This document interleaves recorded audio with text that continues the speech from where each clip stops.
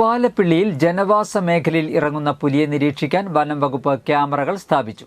പുലി ഇറങ്ങി പശുക്കുട്ടികളെ പിടികൂടിയ പ്രദേശത്താണ് അധികൃതർ ക്യാമറകൾ സ്ഥാപിച്ചത്. നിരീക്ഷണ ക്യാമറകൾ സ്ഥാപിച്ച് പുലിയുടെ സാന്നിധ്യം വീണ്ടും സ്ഥിരീകരിച്ചതിന് ശേഷം പുലിയെ പിടികൂടുന്നതിനുള്ള കൂട് സ്ഥാപിക്കുന്നതിനുള്ള നടപടികളിലേക്ക് കടക്കാനാണ് വനംവകുപ്പിന്റെ ശ്രമം. ഇതിനായി കാരികുളം, മുപ്പിളി, കുണ്ടായി എന്നിവിടങ്ങളിലാണ് നിരീക്ഷണ ക്യാമറകൾ സ്ഥാപിച്ചത്. ഒരാഴ്ചയ്ക്കിടെ 3 തവണ പുലിയിറങ്ങി 3 പശുക്കുട്ടികളെയും ഒരു മാനിനെയും പിടികൂടിയ പശ്ചാത്തലത്തിലാണ് വനംവകുപ്പിന്റെ നീക്കം. പ്രദേശത്ത് വെള്ളിക്കുളങ്ങര റേഞ്ചിന്റെ പരിധിയിൽ വരുന്ന കാരികുളത്ത് തോട്ടം തൊഴിലാളികൾ താമസിക്കുന്ന പാടികൾക്ക് സമീപവും കന്നാറ്റുപാടം സ്കൂളിന് സമീപവുമാണ് കഴിഞ്ഞ ദിവസങ്ങളിൽ പശുക്കുട്ടിയെ പുലി പിടികൂടിയത്. കാരികുളം പഴയ റേഷൻ കടയ്ക്ക് സമീപം മാനിനെയും പുലി ആക്രമിച്ചിരുന്നു. തോട്ടങ്ങളിൽ മേഞ്ഞു നടക്കുന്ന കന്നുകാലികൾ വൈകിട്ടാണ് പാടികൾക്ക് സമീപത്ത് എത്തുന്നത്.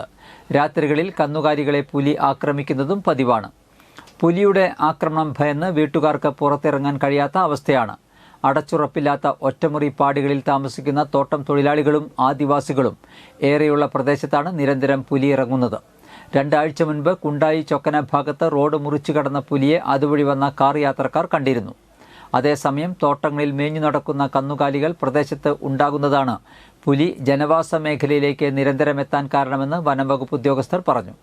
അലഞ്ഞു നടക്കുന്ന കന്നുകാലികളെ മാറ്റി സംരക്ഷിക്കാൻ നടപടി സ്വീകരിക്കണമെന്നാവശ്യപ്പെട്ട് forest range officer Jobin Joseph Varantharappilly ഗ്രാമപഞ്ചായത്ത് അധികൃതർക്ക് കത്തു നൽകി.